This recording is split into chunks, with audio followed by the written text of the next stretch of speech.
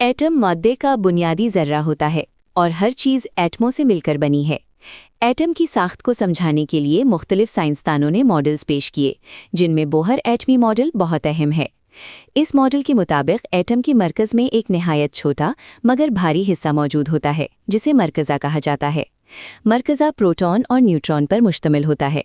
Proton मुस्बत charge रखते हैं, जबकि न्यूट्रॉन गैर जानिबदार होते हैं। मरकज़ी के गिर्द मनफी चार्ज रखने वाले इलेक्ट्रॉन मखसूस बायरवी मदारों में गर्दिश करते हैं। ये मदार असल में तवानाई की सतहें होती हैं, जिन्हें एनर्जी लेवल्स कहा जाता है। हर एनर्जी लेवल की तवानाई मुख्तलिफ होती है।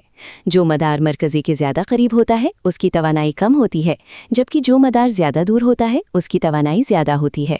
इलेक्ट्रॉन अपनी मुकर्ररा तवानाई की सतह में रहते हुए गर्दिश करते हैं और एक लेवल से दूसरे लेवल में जाने के लिए तवानाई जज्ब या खारिज करते हैं। ये मॉडल 1913 में मशहूर डैनिश साइंसदान नील्स बोहर ने पेश किया था। बोहर के इस मॉडल ने एटम की साख्त और इलेक्ट्रॉन की हरकत को समझने में अहम किरदार अदा किया, और यही वजह है कि ये मॉडल आज भी तबियात की तालीम में बुनियादी हैसियत रखता है।